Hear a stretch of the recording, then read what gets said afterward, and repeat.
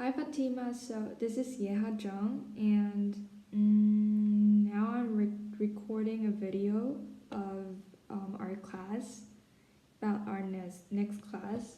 And the reason why I'm recording this video is because, first of all, we don't have much time to meet, and for second, I know your internet connection is not really not pretty well for not always, so I decided to take a video for you so you can leave a comments on it because it will be uploaded in YouTube, and it's a platform that you can use by leaving comments, and you can also upload your own videos, or just to remind you, and and you can also watch this video for over and over, so you can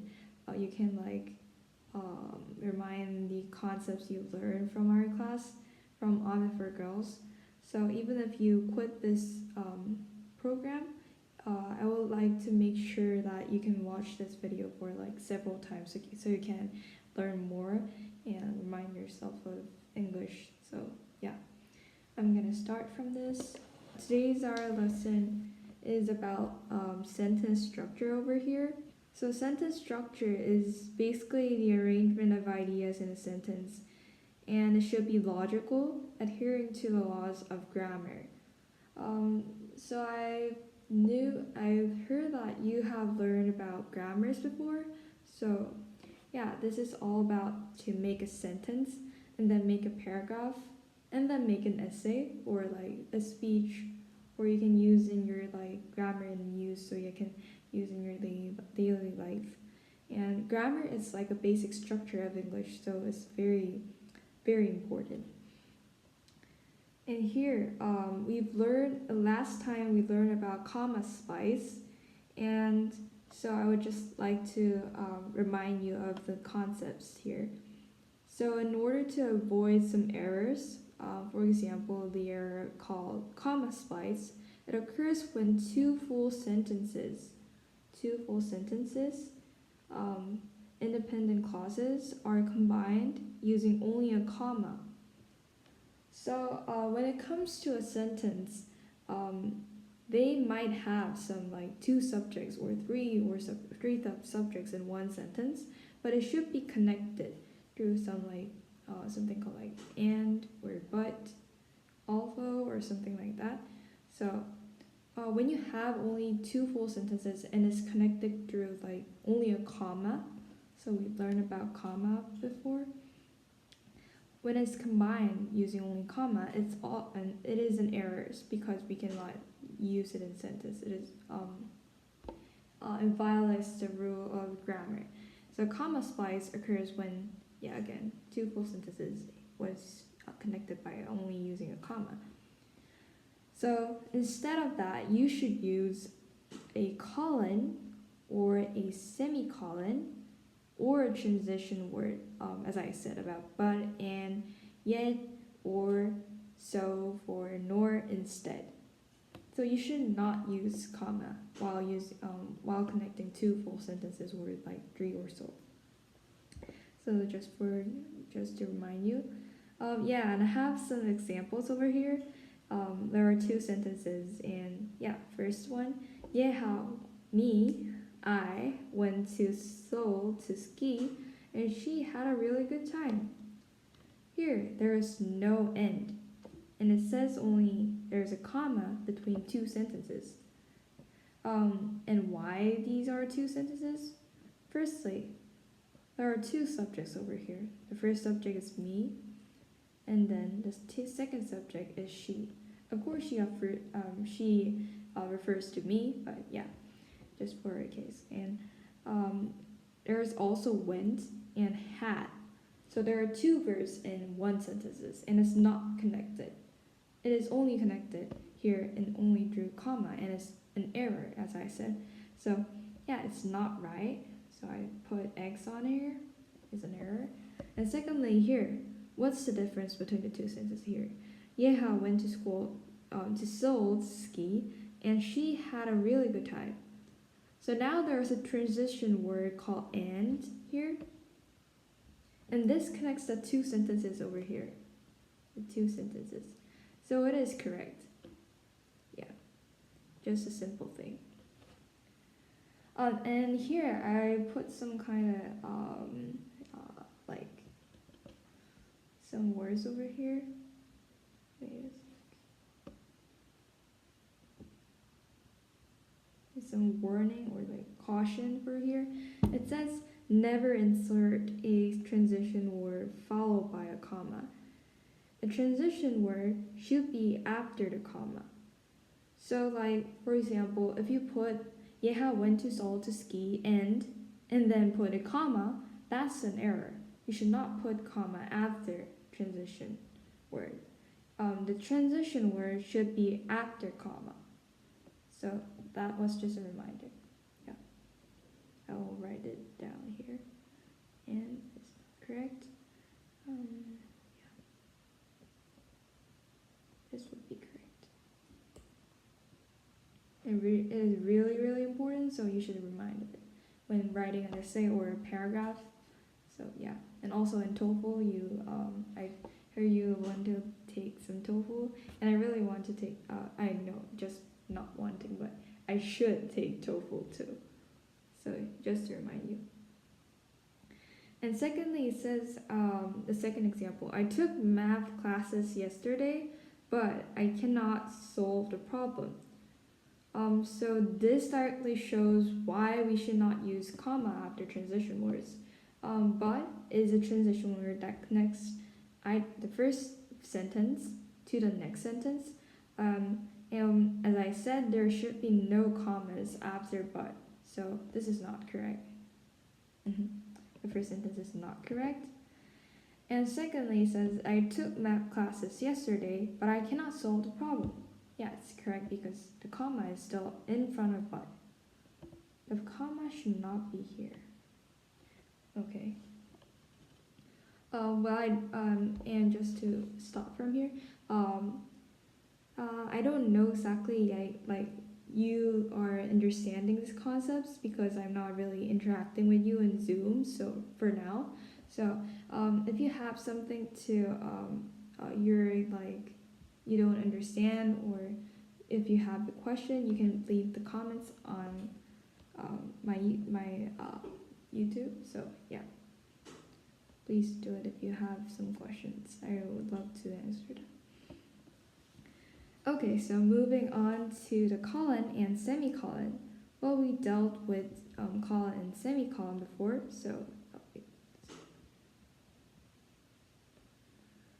yeah, we're going to a deep story here. Use a semicolon when joining two closely related independent clauses in a single sentence. So a semicolon is used when like two closely related subjects are in a single sentence. So when using a semicolon, make sure the two adjoining clauses can stand alone without the semicolons.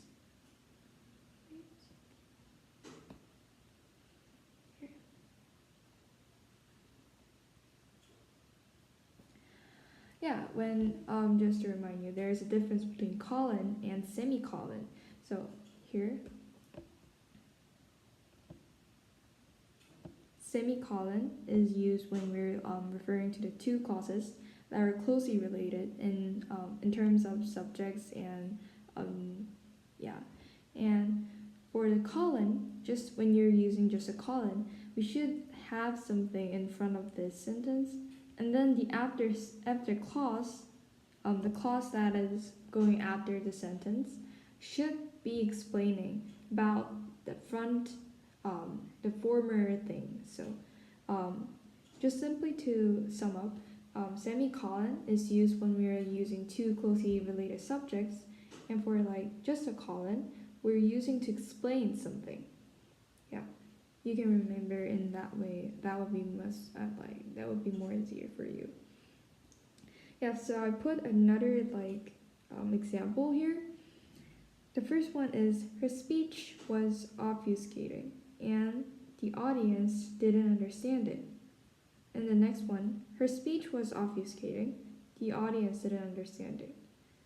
So the reason why putting n between after the semicolon is wrong, is an error, because the two independent clauses should be just independent itself when we're using semicolon. It's quite different from a comma splice we've learned before. So we should have only n, no n between, no transition word when we're using semicolons. Yeah, I will write it down here. No semicolons when using. Oh, sorry. No transition words. Sorry for that. No transition words.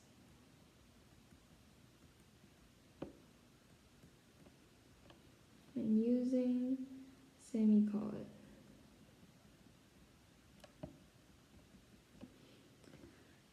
Yes. And then we're talking about a colon. A colon is used basically the same way a semicolon is used, except that a colon implies that an explanation will follow. So, as I said, there will be explanation after the colon. Yeah. And here's one example. A house needs a serious renovation. The basement is not structurally sound. So, yeah, we're explaining about why the house needs a serious renovation. And then it says the basement is not structurally sound. So it's basically explaining about the former sentence, and it could be a reason or like details in the explanation. So it's up to you when you're writing essay. Yeah, it is just explaining the main idea. Like it could sound like well, it's different from a repetition. Like we're not repeating the same thing. We're dealing with former clause, independent clauses, but rather we're like explaining the details. Well, it could be a reason or like causality or something, but it's quite different from that main idea in details. Yeah.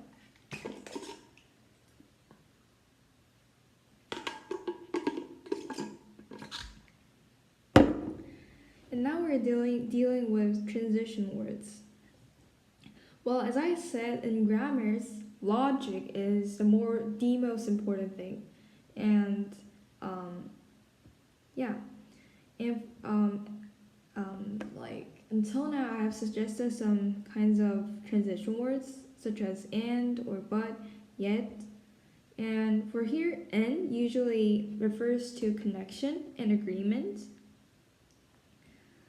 and but or yet, it usually deals with contrast and tone. Sorry.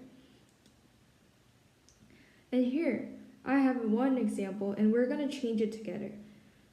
She seemed very upset at work today, and she looked happier when she left.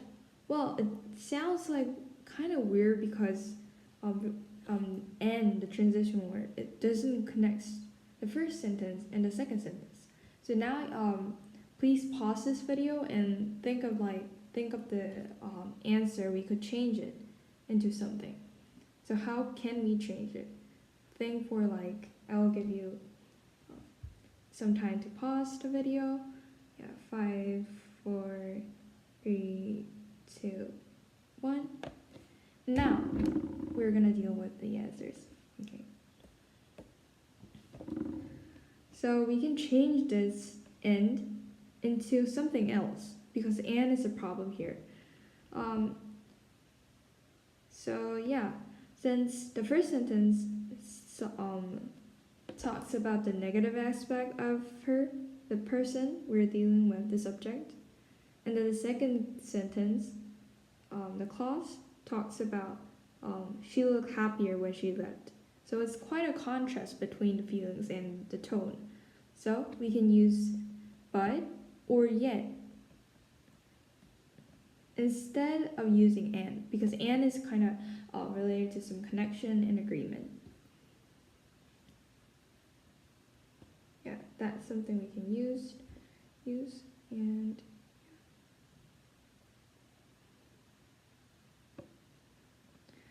so now we're gonna move on to the next part. So there are some things called standard phrases. For example, there is neither, nor, either, or either, or. Not only, but also. As, and both, blank, and.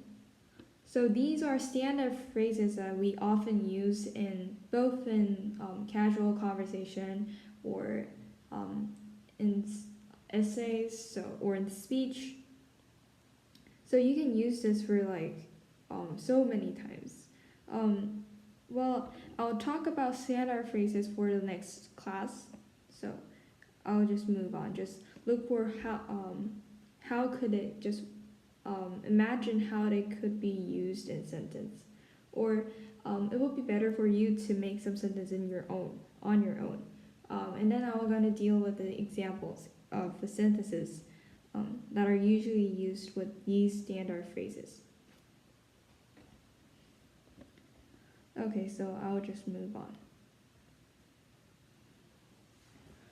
Okay, now we're going to deal with redundancy. Redundancy, it occurs when words or phrases with the same meaning are repeated. So redundancy itself means repetition of unusual words. So, for example, in the year 2024 is a wrong phrase because the year 2024 itself represents the meaning of the year. So it's quite and we can see some redundancy from this phrase. You should not use the year, or rather you can use in 2024, rather than putting year in 2024 at the same time. So the year is not accepted here. And there's another examples here. The reason I arrived late was because I didn't hear my alarm clock. Was because I didn't hear my alarm clock. Well, when we're using the reason, maybe you would know why we're using because in this phrase. Because is kind of related to causality, about the reasons and the factual things, the consequences and the causes. But here we already use the reason, which means the cause, the reason. So we should not use because and the reason at the same time. When you're using the reason in part of the subject, you should use with something like that to avoid a redundancy. So I will put away because and put another thing called that over here because of the redundancy, the repetition of words. And just for the notification, in casual essays or academic essays, we don't usually use some words that are repeated. As I said, people don't want to read an essay using the same word for 10 times. You should use some synonyms and the similar words, but it has different formation, in different forms. So we need some synonyms and antonyms to remember. So that's why all of English users are they detest redundancy, to use the redundancy. Yeah, and now for we have exercises, and I have about 10. To add on, I will solve these whole exercise, maybe in another video, I guess, because this video itself is quite long, for maybe 20 minutes or so. So I'll take the video for the homework review and both for the exercises. So like see you in another video. Bye. And